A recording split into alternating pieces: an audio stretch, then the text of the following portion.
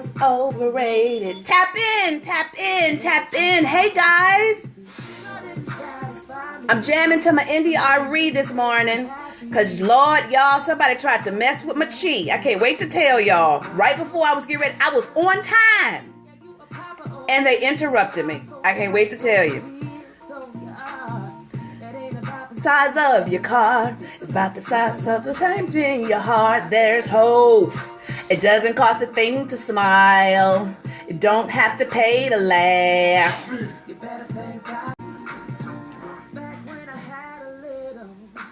Thought that I needed a line, a little. That would make me feel.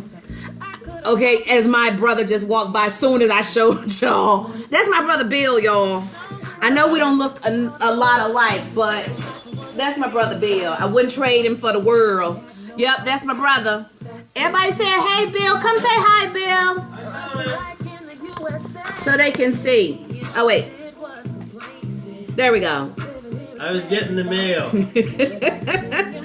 That's my brother Bill. He just wrapped off of, what show were you just on? Living Lazada. Oh, he just wrapped on working on Living Lazada, that show on OWN with, what's her first name?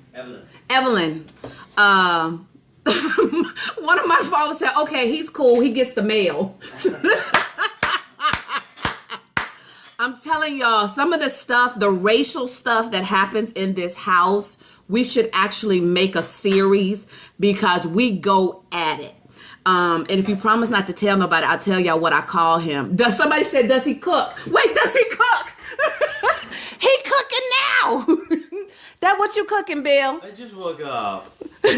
What you cooking? I'm making sausage egg muffin thing. Oh, yeah, he don't know what. Does he help you read the mail too? Because they know I hate doing mail. So yeah, does he help? No, but he entertains me sometimes while I'm on the floor reading it, Tawana. But yeah, that's my brother Bill. We said that we're gonna do a show and we're gonna call it TJ. Okay, this is politically incorrect, so I'm just gonna brace y'all now. But this is what we're gonna call our show. TJ and her we grow. Cause in all honesty, Bill and I'm the we grow. He's the we grow. So Bill and I met while we were working. Hey Bert, welcome to TJ. I hope, hopefully ain't nobody new just yet because they probably are logging in like, okay, what is going on with this crazy woman? But you know, by the time y'all log in, y'all know y'all subjected to my shenanigans. What was I going to say, Bill? Oh, Bill and I met when we were working for doing a lot of Disney projects. And I came in, somebody just came in at We Grow. So, Bert, I was introducing them to my brother Bill, who happens to be white. And I was saying that the shenanigans that happen in this house is never a dull moment when he and I are together. Because we have racial fights and battles and all that kind of stuff. And I was going to do a politically incorrect show called TJ and Her We Grow. And Bill's the we grow, obviously. So, yeah, Bill and I met a long time ago. We've known each other probably for, 10 years now, Bill? 2006. Okay, so 10 years. Yeah, so we've known each other for 10 years. And we used to work very closely together, him being the producer and I being the editor. So there were many late nights working together. And we just developed a brother sisterhood, you know. He's my brother. I look out for him. He looks out for me. We laugh a lot, we fight a lot, we do a lot of yelling, and anytime that he goes to mock me or mimic me, he always turns into the black woman growl. So it's kind of fun. And yeah, that's my brother Bill. I love him to death. Don't tell him, but I really do love him. Okay, so let me tell y'all about how my chi. Oh, I should probably introduce myself. I'm TJ.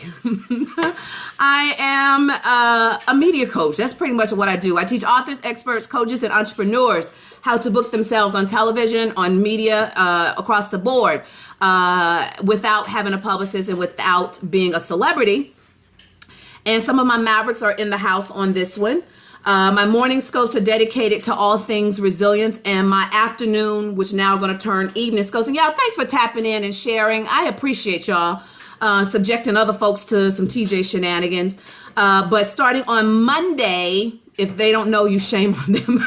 I know, I'm Bert. Then welcome to the house of TJ and her shenanigans. Your daily dose of T-ality is what we do here in the mornings. And the afternoon, which Monday is going to start in the evenings, I'll do media scopes. And yes, and I am a beast at what I do. I stand unapologetically in that. Okay, so I was getting ready I was on time, y'all. I was on time. And my doorbell rang. And I usually don't answer it.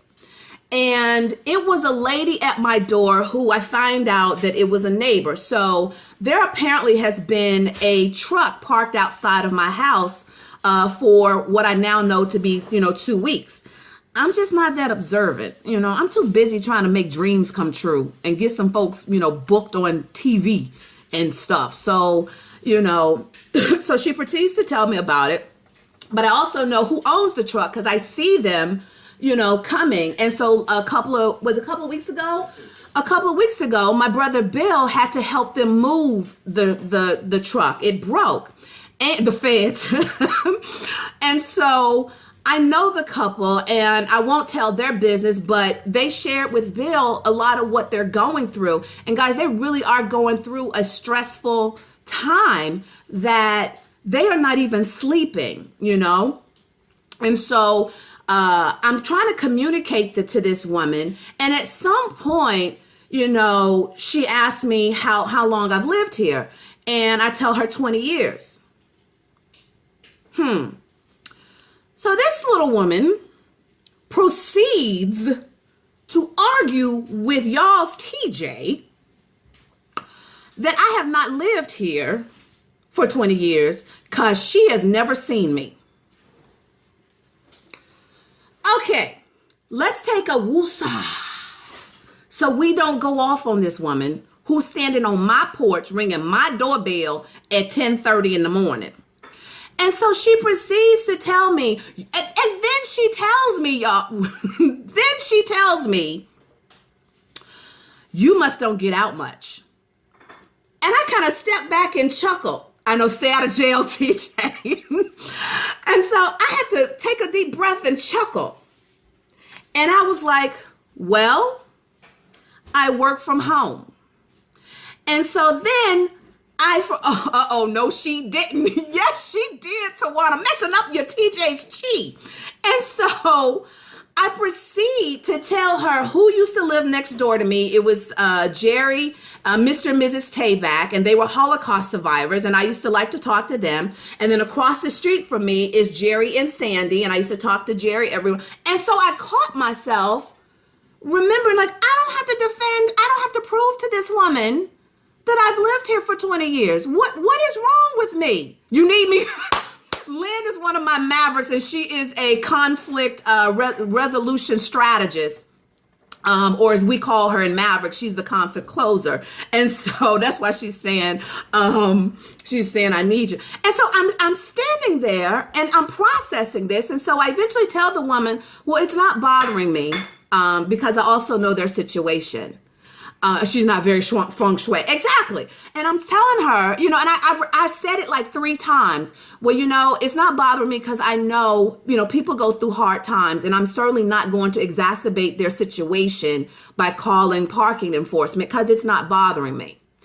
And so I'm talking to her more, and she goes, 97. So you paid peanuts for your house, didn't you? Yes, she's nosy. I determined she is very nosy because when I ask her where she lives like 5 houses down.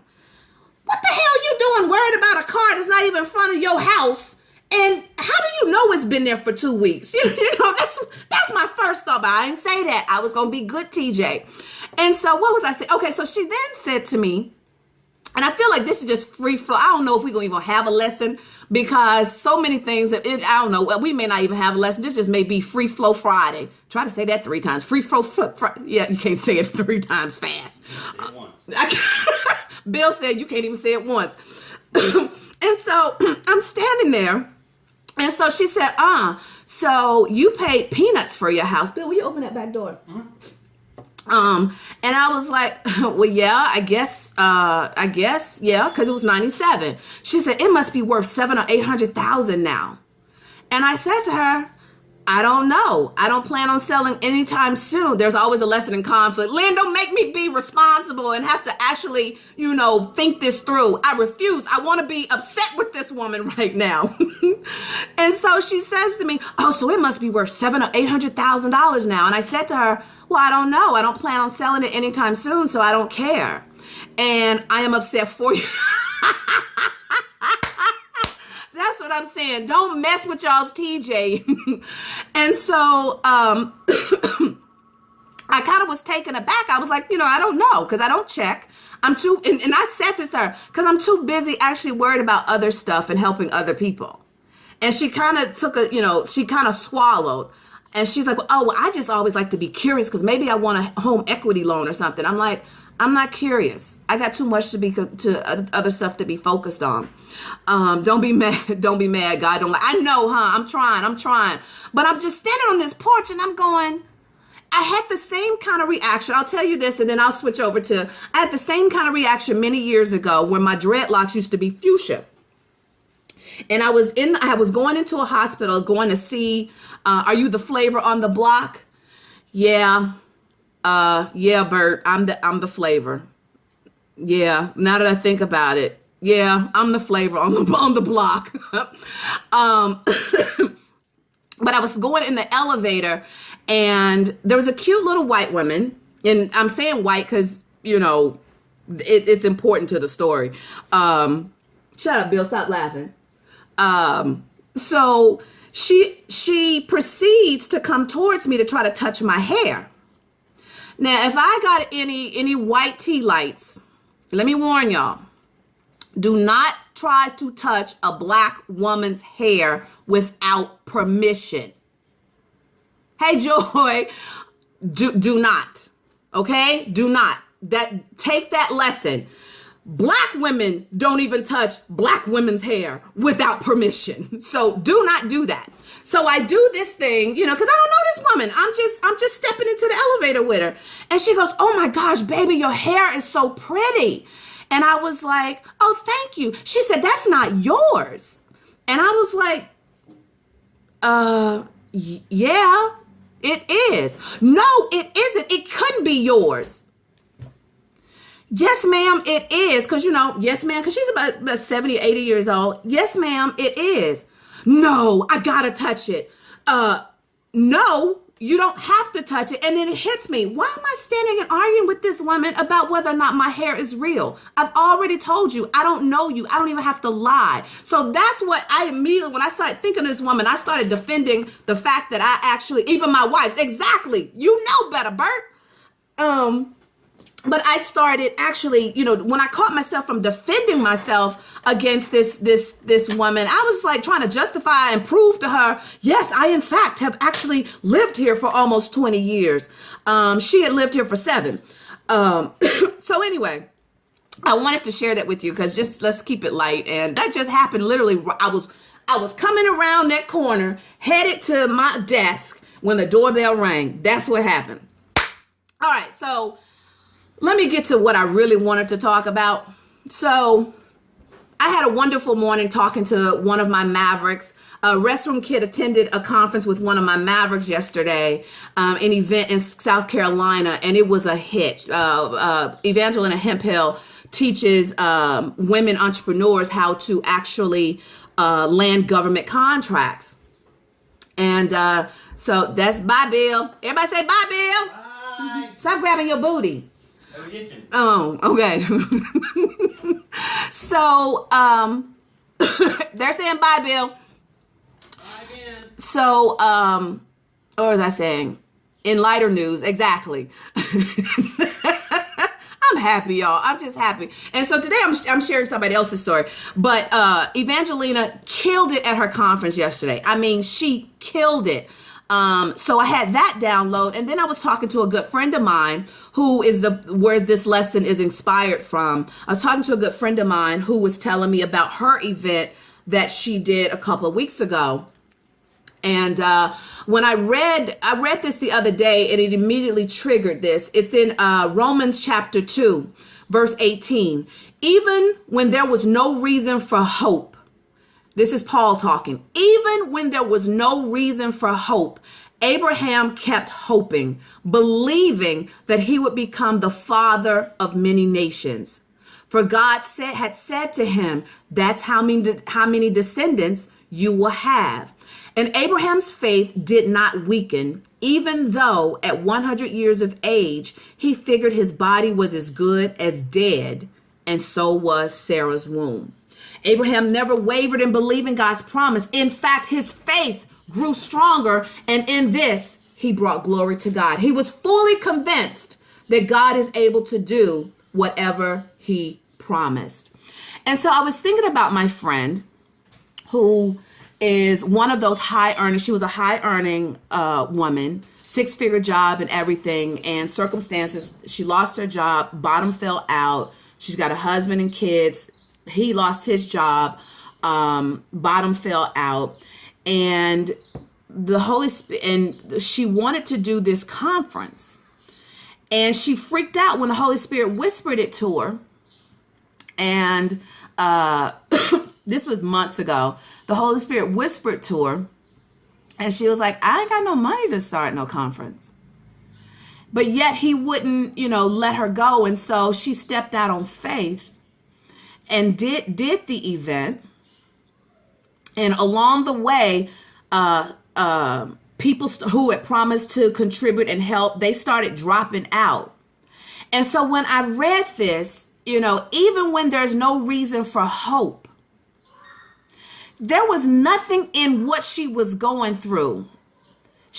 They lost everything almost. And there was nothing that she was going through that actually should say she should have a reason to hope that she would have a successful event. Get that? And yet she trusted God enough to still move. And so when I look at Abraham kept hoping, because even when people started falling off and sponsors started dropping off, she had to just keep staying in tune to listening to what God told her to do when it made no sense. There's sometimes that things that when God tells us to move and do stuff, it makes no sense to nobody, not even yourself. And you're acting as if this thing is going to work. And you're acting as if you got it all figured out. And the truth be told, you don't have a clue. All you know is you have been given, walking by faith. Absolutely, Bert. All you know is you had just been given. Is she the maverick that got on the 2 Today shows? This is a friend. This is a friend, Lynn. She's not a maverick. All you need to know is this is what God is telling you to do now. And so when I was talking to her last week and hearing the excitement of what transpired at her conference and knowing the journey that she'd been on and her sharing the fact that there are days that she didn't wake up and she didn't have a clue what the next step was, but she just trusted God to put the right person in the right position to connect her. And as a result, when she had her event a couple of weeks ago, people were blown away that it was her first endeavor.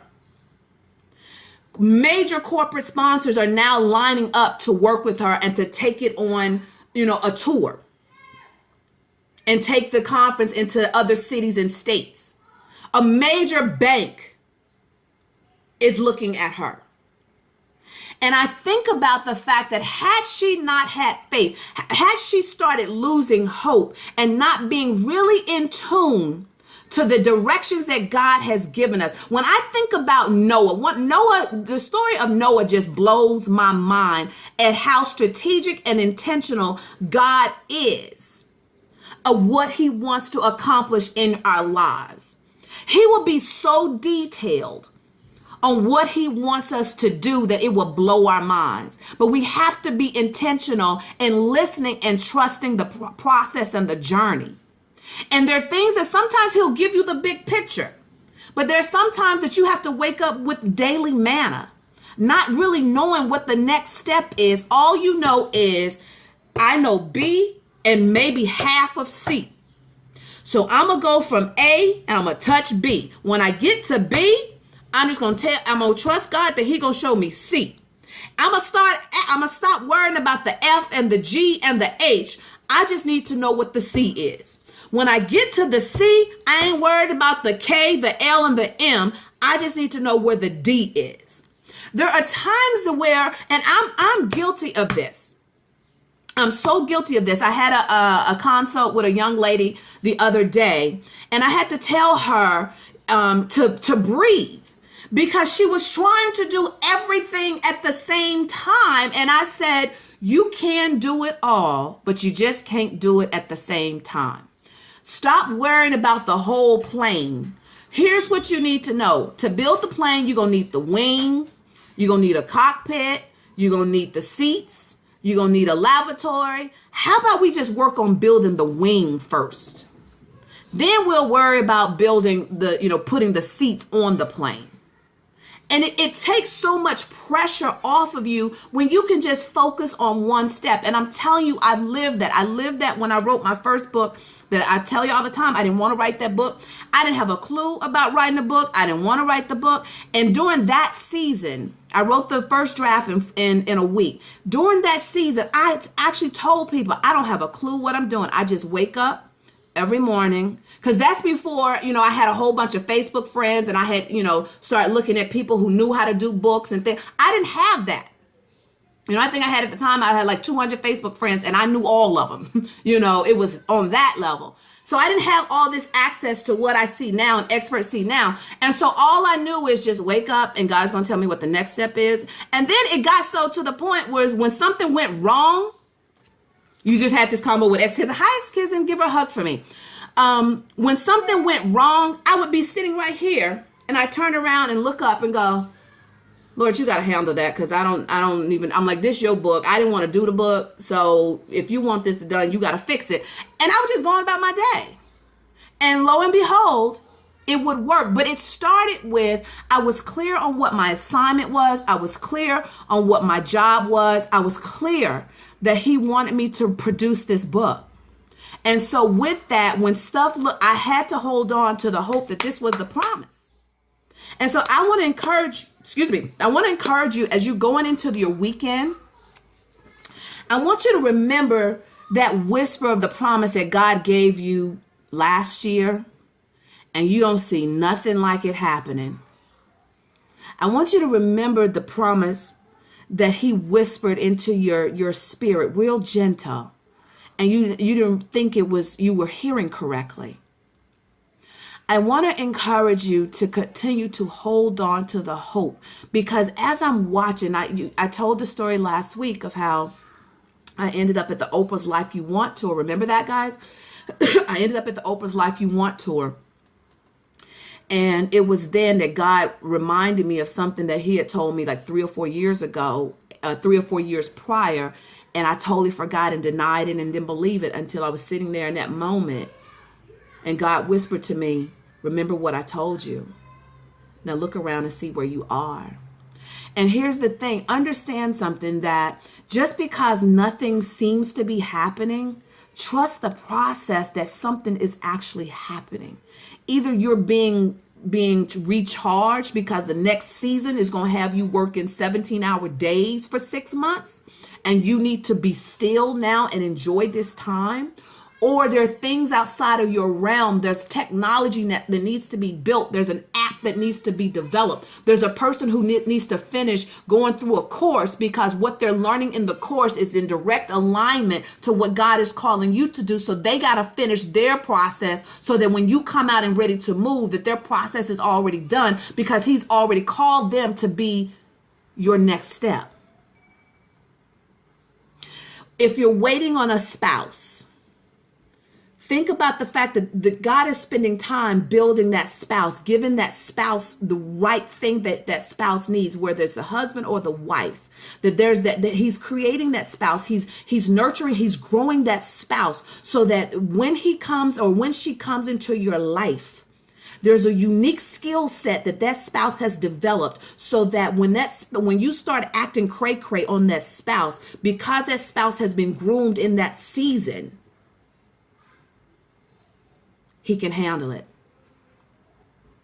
Don't get so anxious. And I'm talking to myself as I'm talking to you guys. Don't get so anxious about stuff always happening. And if you follow me on Facebook, you've seen me post sometimes. The word that has left my vocabulary in the last probably 10 years has been the phrase, I'm bored. I ain't got time to be, I'm bored. I got too much to do.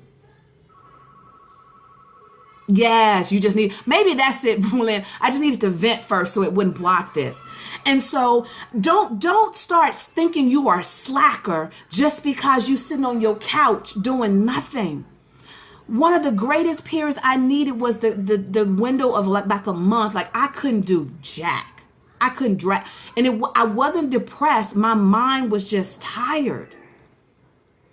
And about a month or two later is when Media Mavericks was born. And I realized that season was for me to recharge and be full. And like my coach, Lisa Nichols, always teaches us, you serve from your overflow.